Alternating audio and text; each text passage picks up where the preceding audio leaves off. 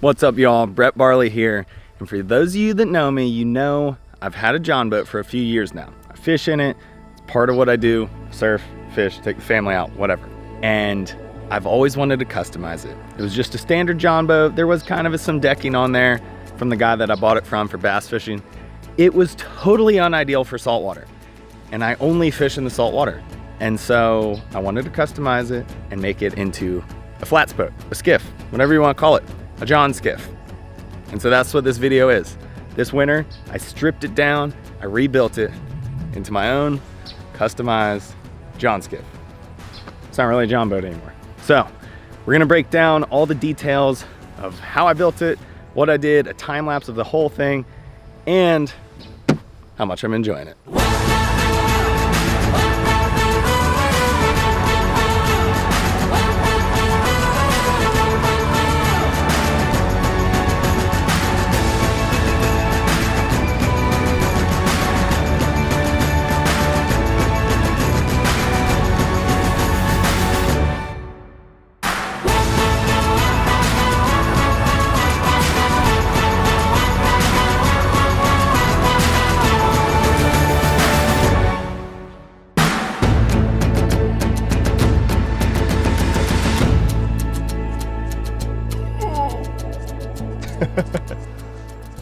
So as I mentioned, I got this boat back in 2019. It's a 1436 tracker topper. When I was hunting for it, I was mainly looking for a good motor. And while I was looking, this deal came up. It was a killer deal. It had a deck, it came with a trolling motor. The engine is a 2016, it ran great. And so no brainer, I was sold, and I got on the water that year, fished all last season. When I got it, it was covered in carpet and the decks were built with salt treated plywood. The carpet was super gross when you fished. There's just slime everywhere, and to get it out, I'd scrub it with soap, but then the bubbles and soap wouldn't come out of the carpet. And so it was kind of a nightmare. The salt treated plywood held water, and so it was so heavy. So I had this heavy boat that wasn't utilized for the space. Like, there was no hatches, I couldn't put anything anywhere, it was just on the deck. So I decided to customize it. For years, I've been following guys who customize Jon Boats. Namely, this guy, Anthony Jones. He's got a YouTube channel and Instagram. The guy does insane work. He built a Top Gun Jon Boat, what he called it, and he decked it out with a lot of the things that I decked this out with, as far as the latches and hatches and the lights and whatnot. This thing is completely inspired by him, but with my own twist. The endeavor started this winter when I sprained my ankle, and I all of a sudden had a couple months to get to work. So the first thing I did was dive into videos, a lot of Anthony's videos, just to see what I needed, supply-wise, as far as hardware, wood, accessories, and start making a plan of how I wanted to lay it out. And I kind of had an idea based off of fishing out of it for the last 2 years. But I planned it, drew it out, wrote everything down, and then went to Home Depot and went to the local hardware store, got some supplies, and got ready. But the very first thing I had to do was strip the whole thing down. So my son and I got started. I set up a GoPro in the garage. We were gonna go start to finish, this whole process. We ripped everything out of the boat. I stripped it down to the bare Jon Boat, how you would buy it. And then I started cutting out hatches and taking foam out of the seats to be able to put compartments where I'd be able to hold stuff. Now, the foam comes in these boats as a safety precaution. I will say, as I built it back, I put foam back in it, but I put it in, I packed it around all the compartments so that I could use the space instead of it just being dead space. Also, I fish in super shallow water. Pretty much, you're never farther than a couple hundred yards from a knee-deep shoal. So if there was ever any issues, you're gonna get to somewhere safe. Yeah, so I took the foam out, made the hatches, and then started sanding it, which sanding was my absolute least favorite thing. But because the boat had salt-treated wood in it, there were spots that were corroding, there was gunk everywhere, and I figured if I'm gonna build this thing back and seal it all up, I need to sand every square inch. And that's what I did. And it took me forever, and it was horrible. And I plan on never sanding a whole Jon Boat ever again because all the rivets and the cracks and crevices, and it just was awful. But needed to be done. And then I spray painted it with base coat primer, and then painted over it with oil-based after that. Next came the framing. I started framing from the bow to the stern, worked on the front deck up there with the light bar hatch that I was, wanted to have a custom light bar for fishing at night. And then worked on this middle bench and worked on the back bench. And then I had to replace part of the stern for the motor, and I used a piece of hardwood for that, painted it, sealed it all up. And once it was framed, I started painting everything, and then 2-part epoxy paint. My thing is, I wanted to seal every piece of wood because if water does get in somewhere, I don't want it to start rotting it. I didn't use salt treated wood. I wanted to keep it light. I used 3/4 board, I used 2x2s, and kept it as thin and light as possible, but structurally sound using these L brackets and whatnot, so it's super sturdy. While I was waiting for the 2-part epoxy to dry on all the framing, I took the hull, flipped it over, and sprayed the entire thing with this aluminum boat paint, gunmetal gray. Came out, or battleship gray, whatever, it's gray. And it came out sick, except it did not adhere very well. It is horrible paint for me. I sanded the whole thing and wiped the whole thing down before I painted it. I did everything by the book, and it's chipping off and peeling in places. So what you're seeing is, I finished this boat 2 months ago, and I wish I would have filmed it then because it was prettier. But really, this is a more real life scenario of what happened. I didn't make it perfect. It's not perfect. Paint's chipping everywhere. But it's a Jon Boat, so whatever. I would not use that paint again. I think it's called a Lumahawk or something. I didn't have good luck with it. Anthony Jones used it on his and had good luck. Maybe I just didn't sand it with the right grit. I don't know, but it didn't work for me. But after I did that, I put it back in the garage and I went to assembling all of the framing. I had laid it out and marked everything so that as because once I painted it, I didn't know what piece was what. But I laid it out on pieces of plywood and labeled it so that when I went to put it back together, I just went in order and everything went smooth. And after it was assembled and I went to start building the hatches and whatnot, I filled every crevice with foam as I was putting stuff in. That way it, one, dampens sound so that when water slaps it, you don't get, there's no hull slap. Virtually no hull slap. Jon Boats are typically loud. The front of this bow is so quiet because of all the foam I packed in there and made everything tight.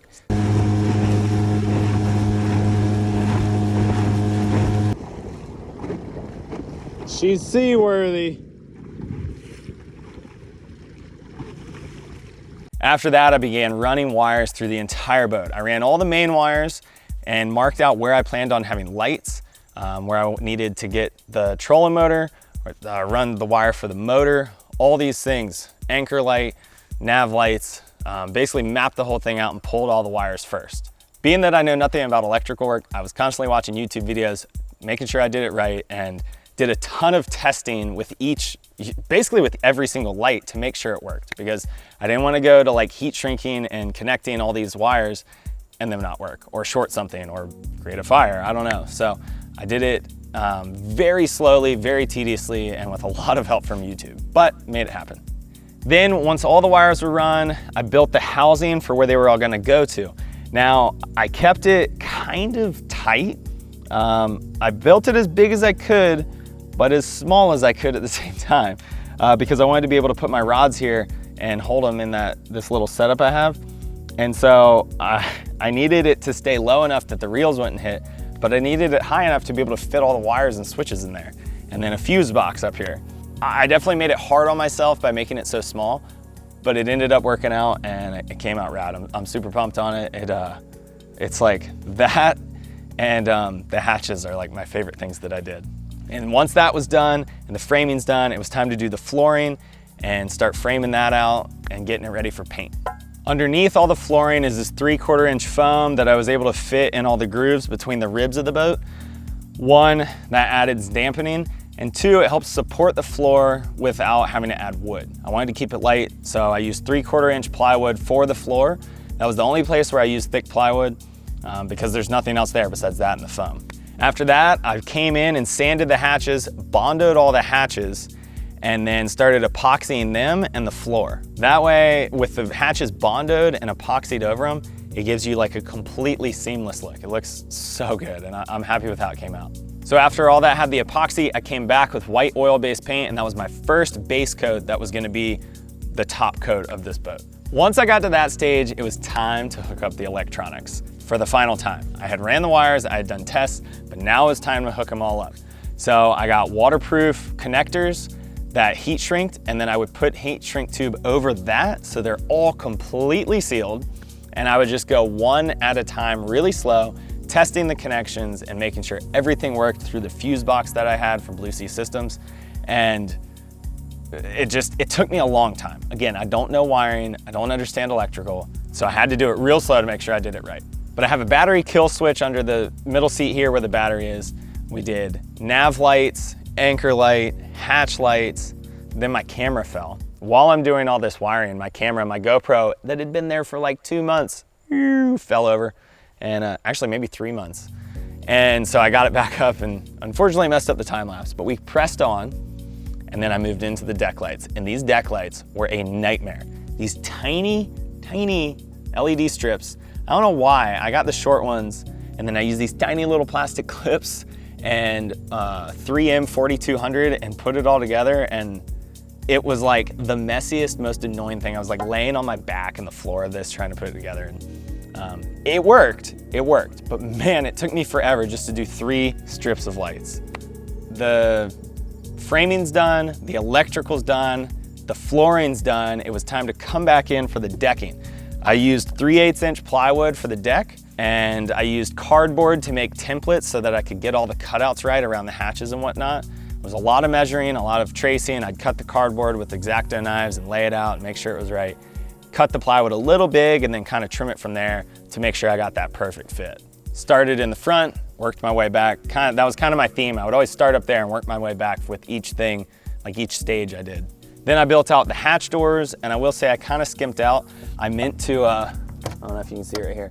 I meant to put another piece of plywood here to sturdy it up. So like the grain on this is running this way. I should have put another one here, and I still could, where the grain's running this way to kind of keep that from warping. But did the hatches and then came in and bondoed all these edges on where the plywood met the framing to give it that seamless look. Got to sanding, and it was moving along. I was getting that much closer.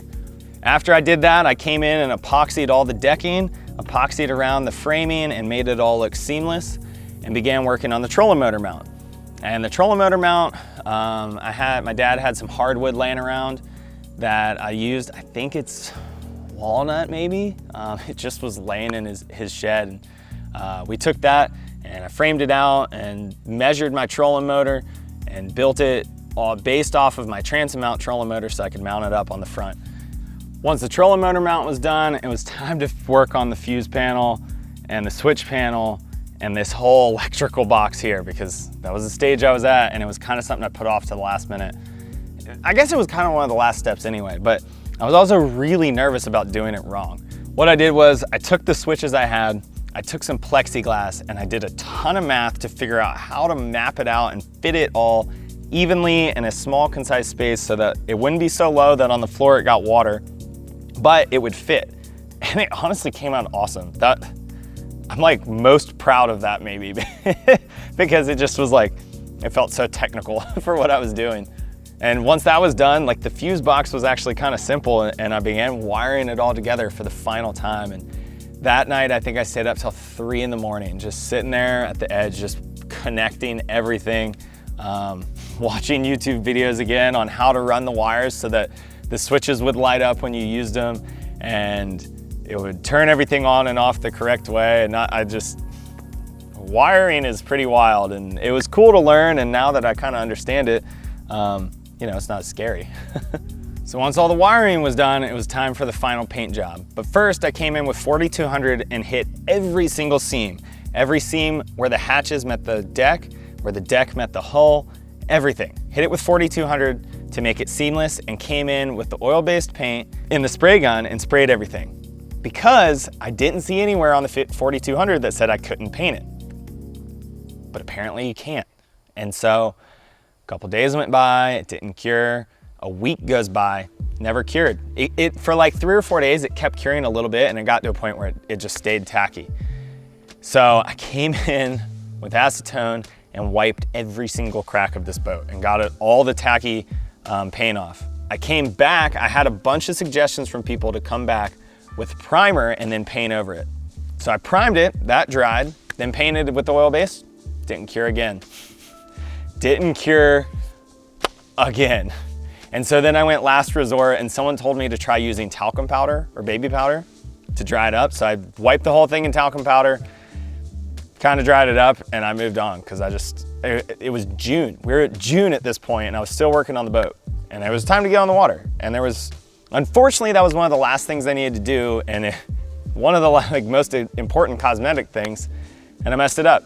But I didn't know and I worked around it, and honestly now, since everything's dried and I've used it, you would never know I had a problem. So it's kind of a bummer I didn't just do that the first time that it didn't cure, but I didn't know. So big learning experience there.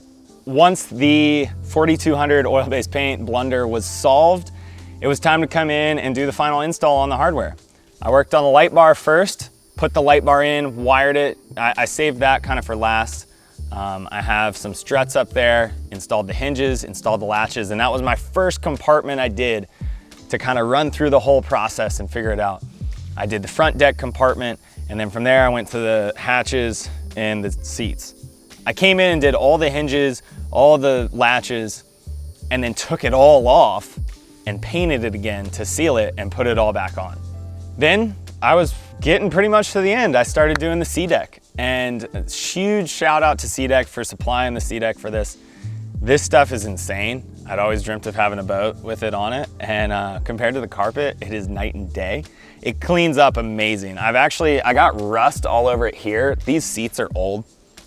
They came with the boat, they're rusty, whatever, and I got rust all over it. I've gotten blood in it, marsh mud, scrubs right out. It actually, if you use this deck magic that they have, you hose it all down, you squirt the deck magic on it, you scrub it on the dirty spots, let it sit 5 minutes, spray it off, it's like brand new. But anyway, to do the SeaDek, I used cardboard and did templates again, just like I did the flooring and the decks with the plywood, and it came out insane. It was a process. I think it took me a day and a half straight of just focusing on the SeaDek, but I just wanted it right, and it's so comfortable to fish on, and I absolutely love it. Plus it looks so good. We got gray on the outside, white top coat with dark gray SeaDek, and it just accents it. Amazing, it's beautiful. I love the way this boat came out. And I used the extra along the panels on the inside here to hide the wires that run up and down the boat, and just to add more cushion, more dampening for sound and whatnot. And, yeah, it came out killer. After that, the boat was done. It was time to put the accessories back on. Put the seats on, put the rod holder on, put the Lowrance fish finder on, put the trolling motor back on, which the trolling motor's not on there now because it broke. Wasn't prepared for that to happen this year. Thought I'd get another year out of it, but it was a freshwater trolling motor when I got it from the guy I bought the boat from. It made it almost 3 full seasons, so I can't complain there. But right now I don't have that. And the mounts for the push pole, put the motor on, it was ready to fish, and I was done. 4 months, I was done. This was a project I'd always wanted to do since I got this boat. It was exciting to dive in and figure it out. I've never worked on a boat. I had no idea what I was getting myself into. And in all honesty, I'm just super OCD and pay a lot of attention to detail. So I made things take longer because I wanted to do it right. But it is done now, and I am stoked. Back on the water with the family, with my friends, by myself, catching fish. I got the compartment for tackle, got a compartment back here for all of extra prop, tools and whatnot, rope. In this back hatch, we got the gas tank, the bilge pump, which I fabricated to go through the hull because I didn't want a hose coming over. And then, anchor, whatnot. There's 2 compartments here for whoever I'm taking along with me. I'll normally keep my lunch in one of them. I got a hatch underneath of me. I can keep, clothes, camera gear, whatever. The front compartment's huge. I can fit my Pelican case with my drone in it, towels, food, cooler with the kids for whatever. And then we got the hatch for the battery. We got the light bar. I got all these switches to turn lights on, which I'll show you once it's light out or dark out. And I couldn't be more stoked that I built a boat. I'm just gonna touch on a couple things that I fell short on. One, the paint on the outside, that didn't go well. I explained that already. The hatches are not waterproof. I thought I bought this like window gasket from the hardware store, and it goes all around them and it seals and it keeps water out, but I bought cheap latches. They're $13 latches, which I think is expensive, but that's the cheapest ones I could find. They're slam latches. What I've learned is that slam latches aren't waterproof. To get waterproof ones, it's like 80 bucks a latch. For the latches, I needed twist ones so that they would be waterproof. So those kind of need replaced because literally water just pours in through them. And then the gaskets work, but right around the rim, water sits. So when you open it, it falls in. I need to just drill holes in the lip of the hatch so that it drains. But really I was just like trying to keep everything low profile and thin and light. And then I was trying to get on the water. So I kind of bypassed that. I'm realizing now it's kind of become annoying. I should have fixed that, when I had the chance. But that'll be something I'll just deal with for now, and maybe I'll work on this winter. But it's really not a big deal. I just can't have water like pouring onto the hatches. Whenever we got caught in the rain the other day, the hatch is all filled up. So I had to pump them out and dry them and whatever. I'm a surfer, not a boat builder. So I had to learn the hard way, I guess. I knew I needed to make them waterproof, and I just thought that I could do the bare minimum and it would work. Yeah, I mean, honestly, those are the only things. Like the hull paint and the hatches were my biggest blunders. I'm so happy with how it came out. Like I didn't know what I was doing.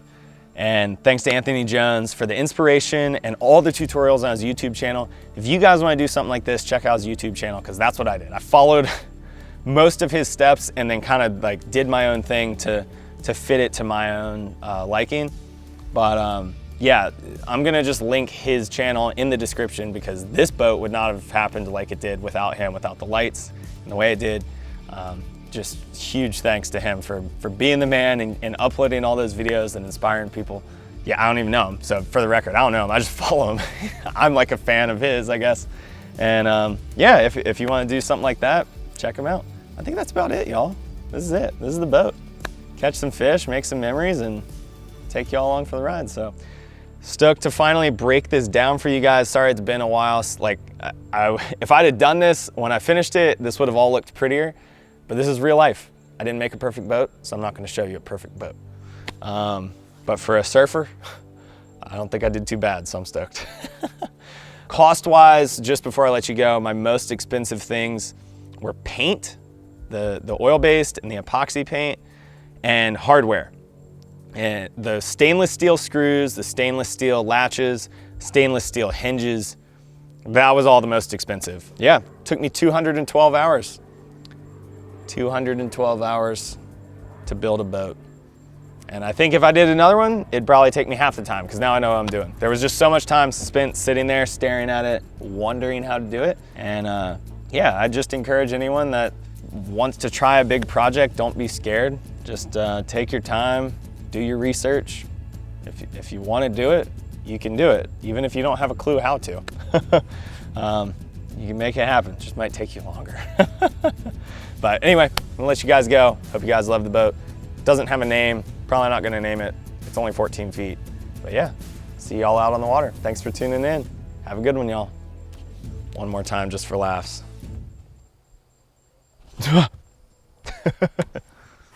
Peace.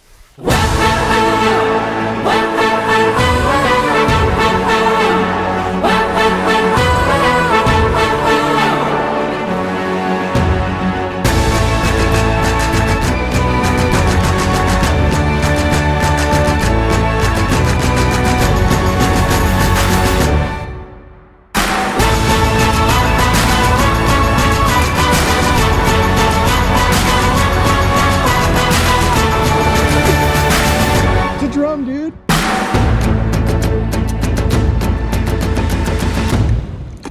Later, buddy.